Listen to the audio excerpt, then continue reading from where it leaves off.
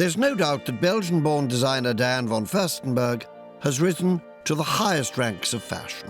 Not only is she embarking on a third term as president of the Council of Fashion Designers of America, but her name is synonymous worldwide with clothes that flatter any woman's shape. Her famous wrap dress has been an essential part of every style-savvy woman's wardrobe since it arrived in 1972. DVF, the label and the lady, are totally iconic. I didn't know what I wanted to do growing up, but I knew the kind of woman I wanted to be. I wanted to be independent and I wanted to be strong. My real passion were books and literature. I used to go from room to room carrying all the books. And then I asked somebody, I said, what can you do if you like books? And they say you could be a librarian. But the librarian in my school was very unattractive women with very thick glasses, and I didn't think I wanted to be a librarian. And then later on, I got involved in fashion because I started to work for an Italian manufacturer who made jersey, and he had a printing plant. And I interned for him, and I learned everything. The two things that really inspired me are nature and women.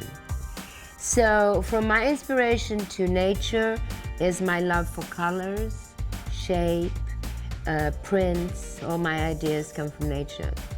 And then women. Women inspire me so much. And therefore, I love to make women feel great and feel confident and feel strong and beautiful. And now that many years have happened, I realize that my mission in life is to empower women.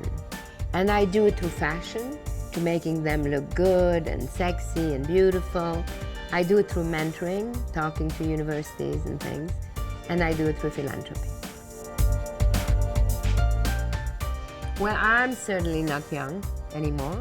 I'm a grandmother, and I have lived very fully, and it shows. I don't know, I never had this fascination for youth.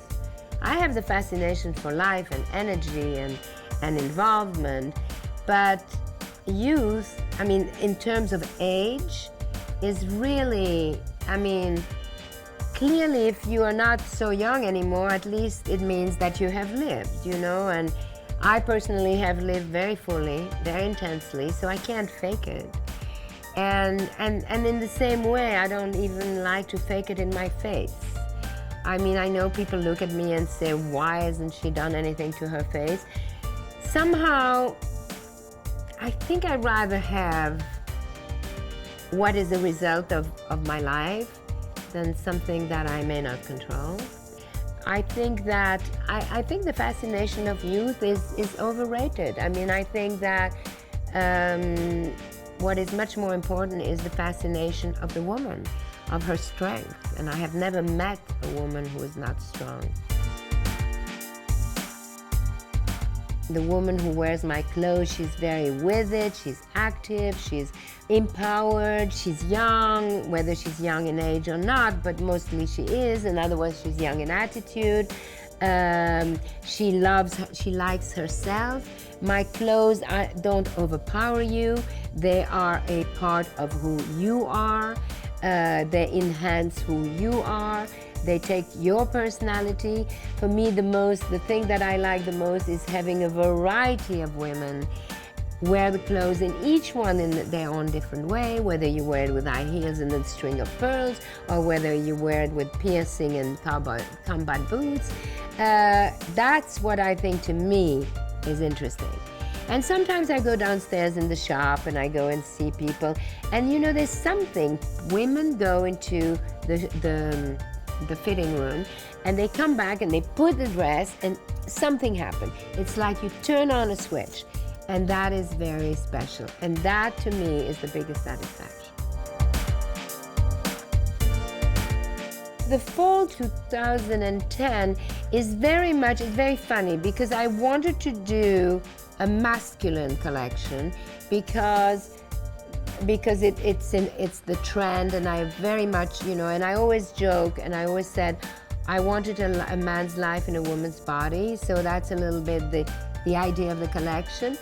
But I like the yin and the yang, so it's very funny because wanted to do a masculine collection, I may have done a more feminine collection than ever, but you have both, so it's and a lot of mixes, a lot of tweeds mixing the chiffon, and a lot of great pieces.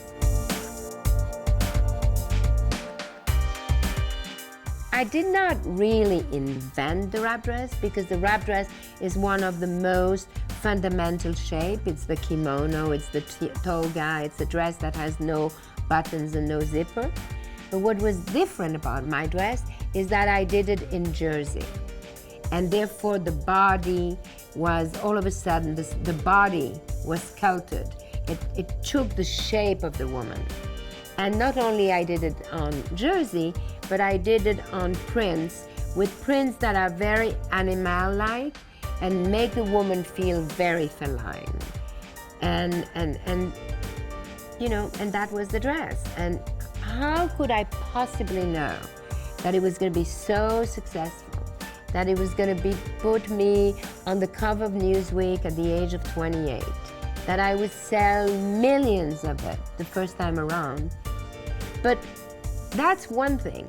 But then 10 years ago, I realized that the very hip girls, the models, the actresses, were buying the old dresses in vintage shops. And that's when I decided to do it again. But what is so amazing, to live an American dream at the age of, in your 20s is pretty amazing. But what is so much more amazing to me is the idea that 35 years later, that dress still exists. As a matter of fact, my very first dress was a dress that I sat on a cube and I wrote, "Feel like a woman, wear a dress." And last year, for Christmas, on her Christmas card, our First Lady, Michelle Obama, chose that dress to wear on her Christmas card. 38 years later. That is staying power.